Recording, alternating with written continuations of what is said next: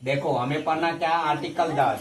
Article 10 यानी English में बोलते हैं इसको आर्टिकल 10 और हिंदी में क्या बोलते हैं, अनुच्छेद 10। अनुच्छेद 10। अनुच्छेद 10 क्या कहता है, देखो अनुच्छेद 10 कहता है कि यदि कोई व्यक्ति भारत की नागरिक है, यदि कोई व्यक्ति भारत की नागरिक है तो उसकी नागरिकता, ठीक है, निरंतरता मतलब क्या रहेगी, जारी रहेगी। उसकी नागरिकता क्या रहेगी, निरंतरता जारी रहेगी, ठीक है। यदि कोई सरकार, किसी भी पार्टी का सरकार बने, किसी भी पार्टी का सरकार बने और उसके यदि विरोध में तुम, ठीक है, उसके विरोध में, उस पार्टी का विरोध में हो तुम, तो वो पार्टी चाहे कि तुम्हारा नागरिकता भारत से खत्म कर दिया जाए तो ये नहीं हो सकता, ये नागरिकता तुम्हारा खत्म नहीं कर सकता कोई भी पार्टी का, मतलब ठीक है। जो पार्टी जीत के जाती है तो उसमें विपक्ष दलों का भी सहमति होना चाहिए, ठीक है। तो उसके लिए यदि तुम्हारी नागरिकता को यदि वो समाप्त करना चाहेगा कोई भी पार्टी,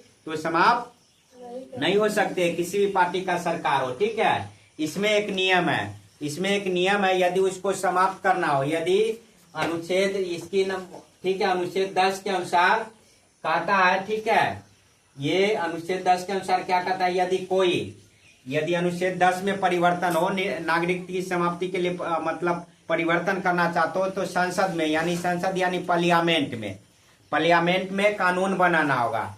कानून बना के और फिर क्या होगा, उसमें सभी विपक्ष और पक्ष, मतलब विपक्ष का मतलब क्या होता है, जो व्यक्ति एंगेस्ट में हो, जो व्यक्ति मतलब हारा हुआ हो, और जो व्यक्ति जीता हुआ होता है वो क्या होता है, ठीक है, जीता हुआ व्यक्ति वो सरकार में रहता है। तो दोनों की सहमति जरूरी है, तभी इसमें चेंज कर सकता है, कुछ बदलाव कर सकता है। समझ में आ गया ना बात।